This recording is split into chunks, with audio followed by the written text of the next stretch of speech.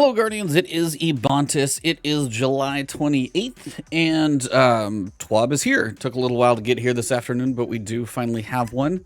Just a heads up to you guys, right here on this channel, we will be recording the Last Word podcast live tonight to kind of go over this and everything with Solstice and catch up with everybody, so jump in the chat tonight if you want to check that one out. But we're going to do this thing live. I have not looked at it at all, so we will see if there's anything juicy in here. This week at Bungie, we're planning a raid date night. Happy Solstice, the bonfire is lit, there is grass in the tower, and the Guardians are donning their new armor with stats and glows to go about. We hope you're enjoying your time in the EAZ. We have been tracking your feedback on what you're liking about the event, changes that aren't feeling good, as well as improvements you'd like to see added. Thank you for sharing your feedback. Again, constructive criticism goes a long way. If you have some, tag the right people, share it however you can. Just keep it constructive, keep it reasonable.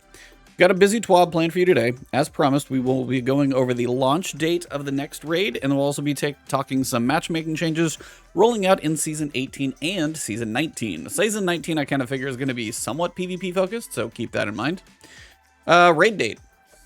We are not going to get the raid today, by the way, so hopefully you weren't expecting that one, because they're not going to tell us till, I think, literally the 23rd. So, coming up in Season 18, will be our second go at bringing a raid out of the Destiny content vault, and this time it's going to be redacted. Sorry, we're saving the reveal of which raid is coming to Destiny 2 for our Destiny 2 showcase on the 23rd.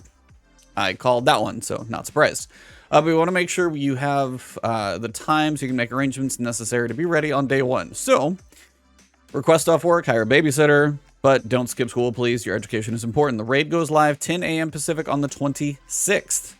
So that is literally going to be 3 days after the season launches, and it's going to be on 26th. That's a Friday. That's weird. They'd been doing Saturdays so often. I'm actually, unless my calendar, I'm looking at the wrong one. Nope. Yeah, that's Friday. Okay.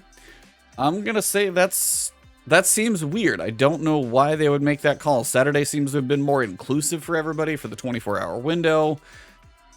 I guess they're just going to do it Friday instead. I don't know why they changed that way. Personally, if I had to make a vote right now, I do feel that Saturday's a better date for more people. Not everybody, of course, but I think more people tend to be able to get involved on a Saturday. So I'm not sure why the switch back to a Friday.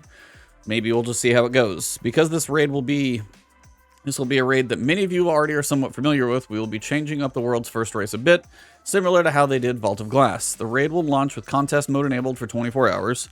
You'll need to be at 1560 power to be at the cap for all encounters. So you're going to have to be at 1560 power. Literally, most of us are probably there right now. To be at the cap for all encounters. So if you're at the cap for all encounters, you're pretty much good, which means it might start at 1540, 1545, 1550, 1555, 1560, depending on how many encounters are. Say if it's like King's Fall and there's 5, you'd end at 1560. So being 1560 is the highest you'll be able to be with contests. So if you're there, you're covered. Right now, what are we getting? 1570 with our Pinnacle gear? Most of those are going to be fine. Clearing the raid with contest mode active is the first step to access the new challenge mode in the director and the special triumph for completing all of the challenge triumphs for each encounter. Completing the secret triumph, a curated list of challenges in this newly unlocked challenge mode will be how the fire team crosses the world's first finish line and claims their prize. To enforce the triumph requirements in challenge mode, your team will wipe if you fail the success conditions during any encounter. So if you wipe, you'll know you messed up.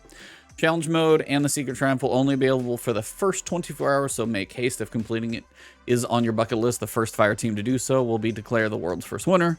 Pending a review of our team, everything checks out, good to go. So yeah, biggest thing is it is on the 26th. Now, unless that date is slightly skewed, that's going to be on a Friday, so keep that one in mind. 10 a.m. Pacific time, still basic standard reset for servers. And then 1560 power is the cap for all encounters, so it may even start lower, but the highest that you're going to be able to be for all encounters, 1560, you will be covered. So that pretty much covers the raid. If that's all you were looking for, you are good to go. Matchmaking, starting in Season 18, we'll be introducing some changes in how we matchmake in Crucible. This will be the first iteration of this part of a larger plan going through Season 19. Again, I figured they were going to be doing some PvP work to get ready for Nightfall, so that's actually in a better place then. Not saying it's like the best, but it will hopefully be improved. Our world system teams are leading the charge in this transition, taking big info dump on what to expect next. So let's talk about skill and connection. We know this has been discussed at a lot of passion and goodwill in many places in the community. So we're going to give you a clear TLDR before we get deeper into the how and why. We're striving towards a goal that all players, including new lights, can enter the Crucible and regularly get matches where they can feel competitive and have a reasonable chance of winning and competing. Making fair matches using skill-based matchmaking is going to be important to help meet that goal. So skill-based matchmaking is going to be a thing involved. Let me know in the comments below if you're one of those who loves skill-based matchmaking, loves connection-based matchmaking, understands the pieces in between.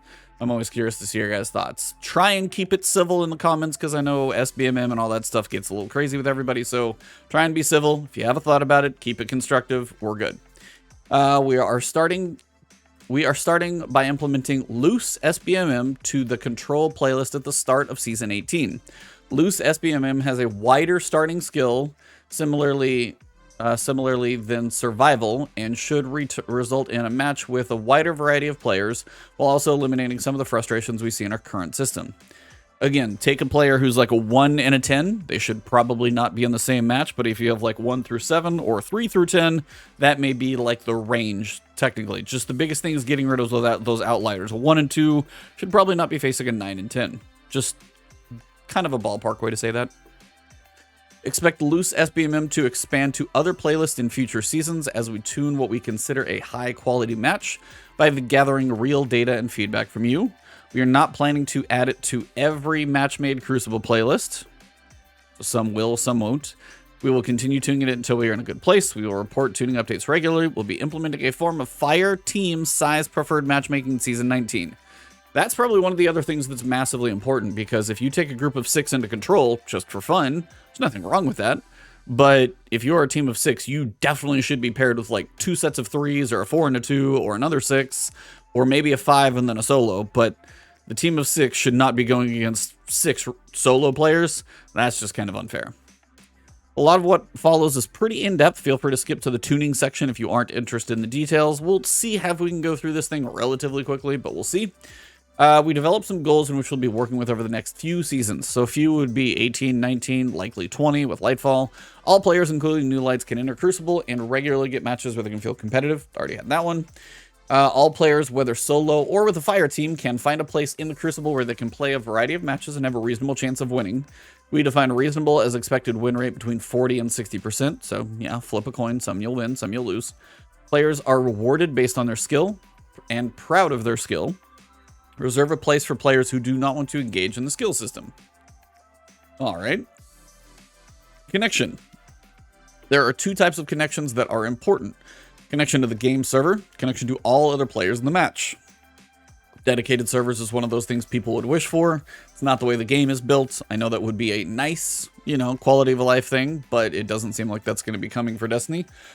Generally, bad connections to other players have a larger effect in Crucible than connection to the game's servers. So when we talk about connection quality in Crucible, we're talking about that connection from player to player.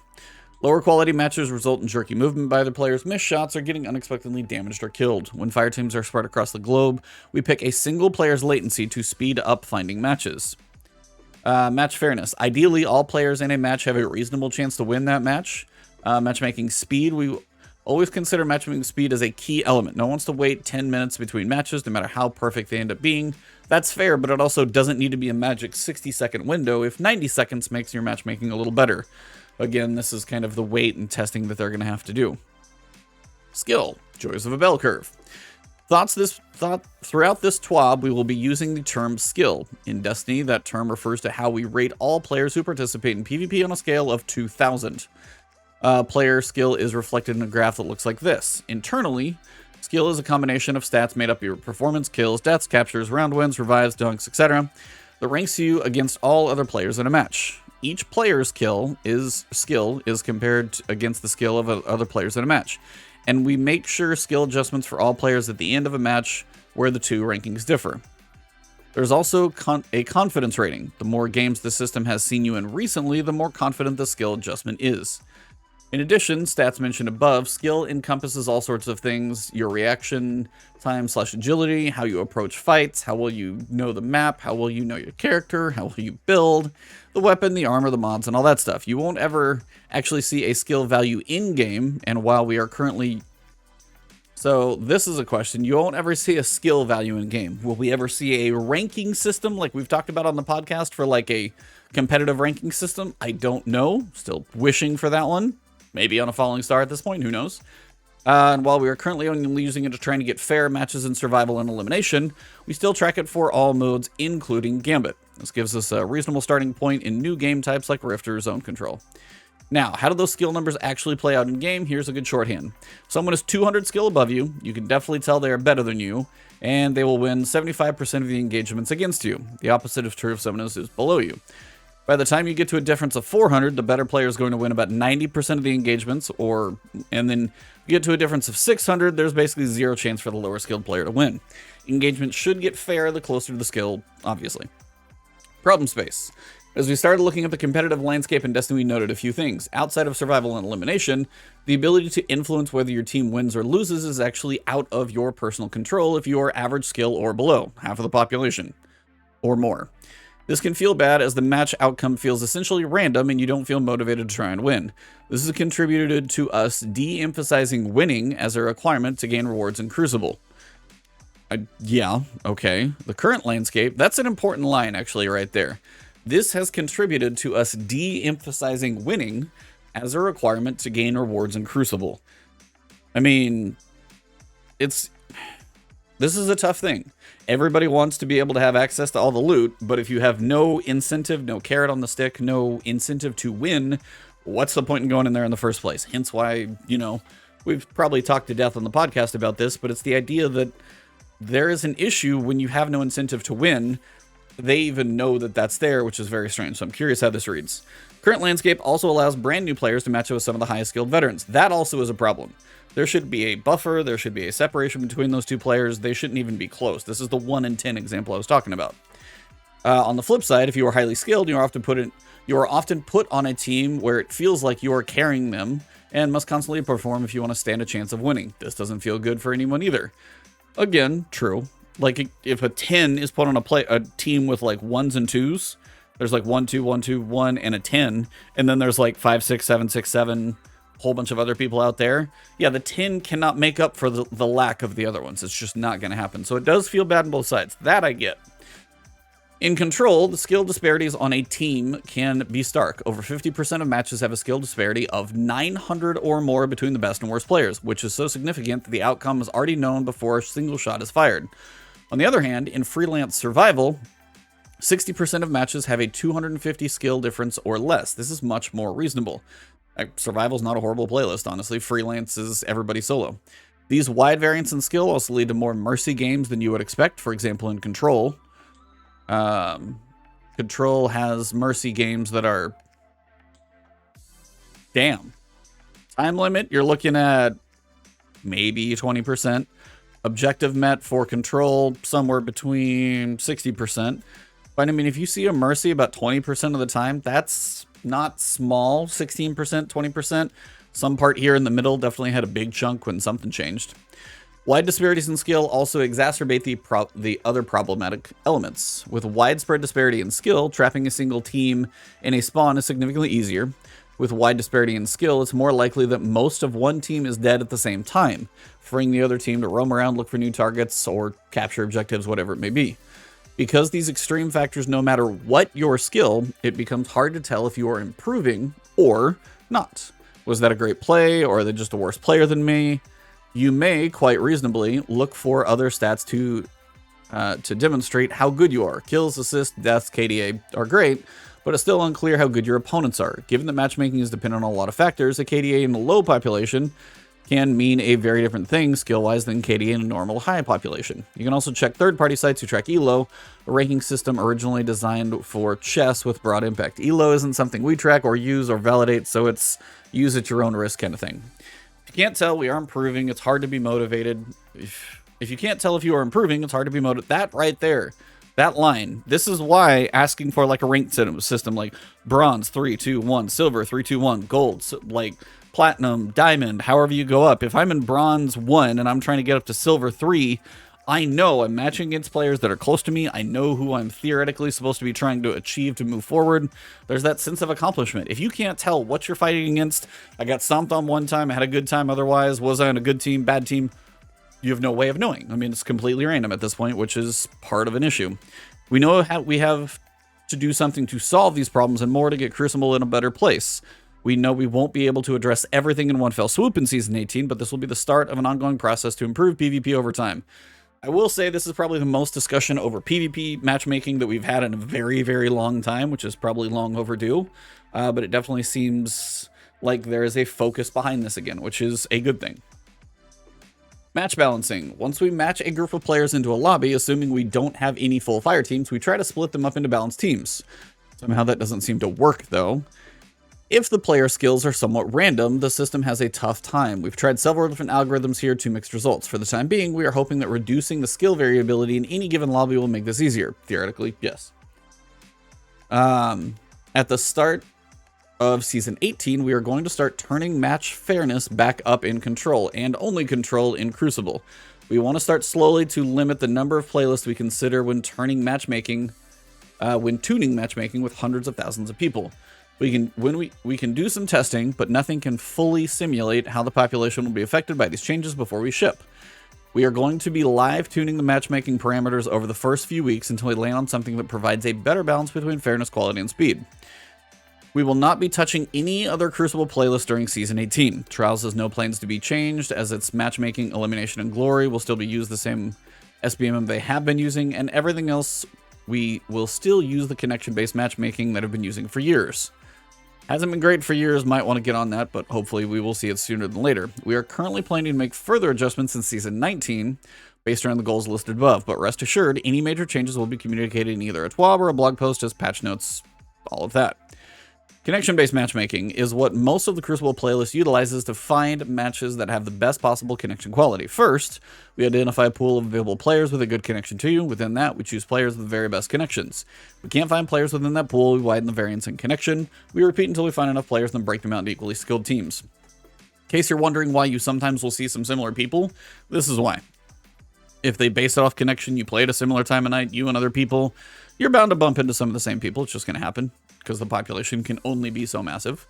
A key point about matchmaking in a fire team: the latency we measure to find a good match does not take into account a fire team with disparate connection speeds. We only measure latency for one of the players in a fire team. So, if you are in Tokyo, and you are on a fire team with someone in New York and someone else in Johannesburg, you're in for some laggy Crucible matches, no matter what lobby you're going to be in, because it could pick one of the three of you, and you never quite know which one it's going to be. Skill-based matchmaking, SBMM, uses a similar model to connection-based matchmaking. In addition to latency, SBMM uses skill similarity when you ask to join a lobby. Like latency, the acceptable skill similarities expand over time. First, we identify a pool of available players. Within that pool, we choose players closely matched to your personal skill. If you can't find players, you make it a bigger pool. If that doesn't work, we expand the search again. With more variance in connection quality. Once enough players are selected, we break them out into equally skilled teams. Again, it's also the team balancing, which is an issue, because depending on how that falls, that can be an issue. Our current glory matchmaking settings prioritizes connection quality and matchmaking speed, which is an issue because that's like your competitive, while still trying to find a fair match. The goal statement for our standard SBMM is: we would rather sacrifice some match fairness in order to maintain connection quality and matchmaking speed. I don't care as much about matchmaking speed to be like this magical 60-second mark. I don't.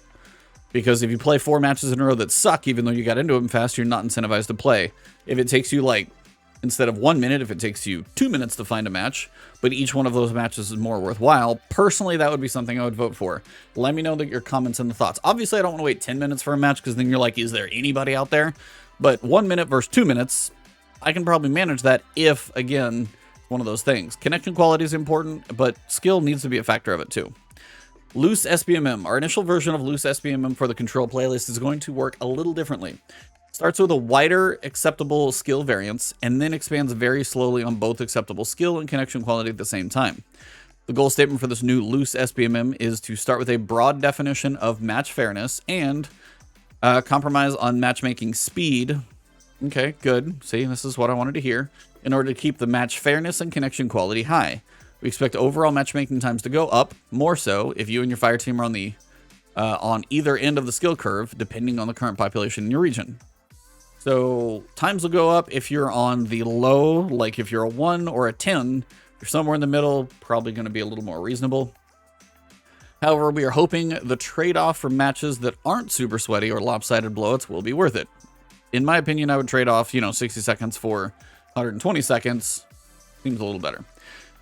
We have analytics set up to review overall matchmaking data each hour, especially critical over the opening weeks of a season, and we'll be monitoring and adjusting timings and thresholds above while we try to hone in on good settings. Control is generally a nice high population playlist, so it will be a good test bed for tuning like this. What are we going to be looking at as we tune? Amongst the other things, we're looking at matchmaking time. Minimize players who cannot find a match in 10 minutes. See, that's a number you don't want to see, because that's not great. Minimize players who cannot find a match in 10 minutes with a goal of keeping the average under 2 minutes and under 4 minutes for 95% of the players. 2 minutes seems like it would be reasonable if that's what you need. Under 4 minutes for most, again, that seems all right. Mercy games. Right now, mercy rates vary based on the map, as low as 5%, as high as 25%. Did not know maps were that much of a factor. That's interesting. We believe the number of mercy games should be under 5% on all maps, but not actually 0. Yeah, sometimes you're just going to get blown out. It's how it goes. Final score differential. In general, games should be closer in score. Right now, 65% of matches end with one team hitting the score target, 15% time going to time, and 15% ending with mercy. Our goal is that 80% of the matches end with one team reaching the score target, and most of the rest end with a time limit. We are looking for the most matches to have under a 10-point difference between the two teams. I mean, the goal would be a good fight the whole way through. Those usually feel better personally. Less variance between the top player and bottom player. This is big. This is why you don't need those big giant outliers. Even when I, managed to be lucky enough to raid with True Vanguard at one point, and he mentioned outliers was one of the biggest things, which is probably what I would agree with. Right now, 5 to 10% of matches have the best player scoring 30 to 39 more kills than the worst player. It sucks to be the bottom end of that. And 50% of the matches have the best player getting 20 to 29 more kills. Not saying you get 20 to 29 kills. One person gets 11, the other person gets 40. Kind of sucks to be on the losing end of that one when you're like, oh, and they got 11. That dude got 40? Good lord. We believe that 90% of matches should have less than a 20 kill difference between the best and the worst players, and 50% should have no more than a 10 kill difference. Those are reasonable. Those are decent goals to go for. Now, how you get there and figure it out, we'll see. But if skill is more of a factor, then that will be an interesting thing. I am very curious to see what the entire internet thinks of this one, but we'll have to find out afterwards because I'm recording this live, so good times. As we discussed, the skill section, players' skill in Destiny and most games tends to follow a bell curve centered around the skill 100. That means half of players are clustered between negative 100 and 300, and just 1% above 800 or lower than negative 550. When you do skill-based matchmaking with skill windows, what ends up happening is players at either end of the bell curve have fewer potential players to match against, which makes sense. If you are on the bottom, if you are a 1, you're going to be looking for more players that are around you, but there might be less of those players because the bell curve obviously is more in the middle. And thus potentially take longer to find a match with a good connection. Again, an elite player trying to find other good players to play with, going to take you a little longer to find them. This is one of the reasons we will start with a wider skill threshold and expand more slowly to make sure we go through all available players. Like we've said, we expect this to cause longer matchmaking times initially, but it's important to note that we are going to be looking at outlier skill thresholds and tuning the experience for them.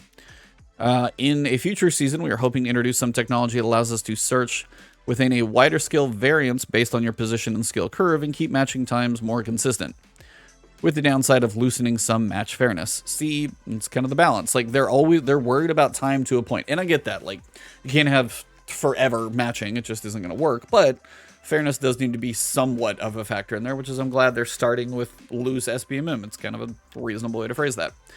Fire team size mismatches. It's no mystery that full fire teams often stomp 6 solo players who match against them. No kidding. Fire teams that are used to playing together may also be in voice chat with each other, allowing them to communicate more effectively than those who are not. Also true, surprising no one. Oddly enough, if we look at the average skill for solo players, it fits the bell curve from above clearly. If we look at the average skill for full fire teams in control, we can see the bell curve centers around 400 to 500. So not only do the fire teams have a communication advantage, but they also have a decisive skill advantage. And part of that skill is going to come from communication, team shotting, things that just tend to happen with a team. The big question is, are higher skill players more inclined to play in fire teams, or do regular fire teams make your skill go up? It's chicken and egg, who knows, probably a little of both. Either way, we'll be implementing a form of fire team-sized preferred matchmaking in Season 19. This is the one right before Nightfall, which we still don't have a date on, so who knows when that's going to come.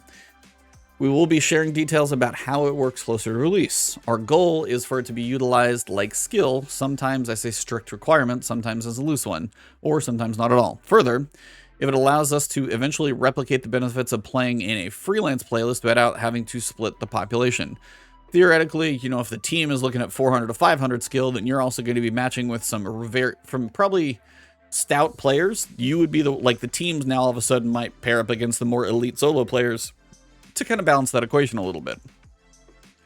That is our current plan going forward. We'll keep you updated as we go. Votes are in, and we're going to be playing on Eternity, huh? I did not expect that one to win. This one was close. We had Rusted Lands at 30. I voted for Rusted Lands, just an older one that I know. Widow's Court, just it's all sniping, and Eternity is a bit of a mix. I guess we'll see, but that's the Trials one coming up. Trials, I'm trying to see if it says if it's like freelance or anything like that. Nope. So yeah, July 25th, which, that was the voting of the 25th, but again, it's this weekend. So yeah, Eternity, that map is back. What wasn't close was our challenge to the community to tally up 77,000 votes in the first 48 hours. You all completely decimated that goal and have unlocked the special new emblem for everyone through a bunch of rewards. You can pick up this emblem starting next week after reset. We got some Prime Engrams in here. You got the flip out exotic emote, which is like the flip the table stuff. So yeah, go log into Prime Gaming, pick up your free stuff. It's never a bad thing to do. Event card expiration. Remember, your event card for Solstice does actually expire. So it's going to go away. If you want to upgrade your event card and you've got all 24 tickets, you've got all that stuff done, you have until August 9th to decide if you want to do that. If you don't, that stuff's gone and may show up in the Eververse some point in the future. Known issues. Track seasonal challenges may not disappear from Navode. Arc, Solar, and Void Solstice glows appear less bright than prior to hotfix, which I know is something I saw they're looking at. Some players are only receiving 1 Silver Ash on secondary characters when completing Bonfire Bash. Honestly, if you're doing a secondary character, more power to you, because it seems rough. Secondary characters don't get a bonus in their progression through everything. And on top of that, I've seen some issues. Just like if you're doing a secondary character, you could work for the armor set. But outside of that, probably not worth your time, I would assume. But more power to you if you want to do it. Got some movies, got some art. That's actually really cool. 20-inch custom Caiatl statue. That's legit well done. Damn. This is hilarious. This is one thing I wanted to see. Caiatl and Zavala knitting. Just, yeah, that one's kind of perfect. If you've played through... also some witness art, which is great. All right, we covered a lot today, so I'm going to keep this outro short. We have another date to mark on your calendar with the Redacted Raid going live on the 26th. If you haven't already, make sure you have August 23rd on there as well for the Destiny 2 showcase. Probably a picture of a cat in that link, which is fine. And can't wait for you guys to see what we're looking up. So, massive discussion about matchmaking in the TWAB. My thoughts on it are generally, as it may have gathered, is that matchmaking does need to include some type of skill, and preferably some skill in things like Control and Clash and Rumble should be there. And then, but you know, it doesn't have to be the tightest. So that loose SBMM actually seems reasonable. Some Control, some skill. Try and avoid the outliers of like a 1 playing against the 10. I get that. I still hope at some point, and we've talked about this in the podcast, which I'll say it again, some type of ranked playlist in that the Gloria playlist, like Glory, Survival, somehow some ranked playlist needs to exist at some point, because that's that incentive for you to go up, because they are never going to show you your skill number unless they give you something like that to go for. And if you don't ever see if you're actually getting better or getting worse, it's kind of hard to know. So I would like to see that at some point. But that's basically it for the TWAB. Solstice is going on.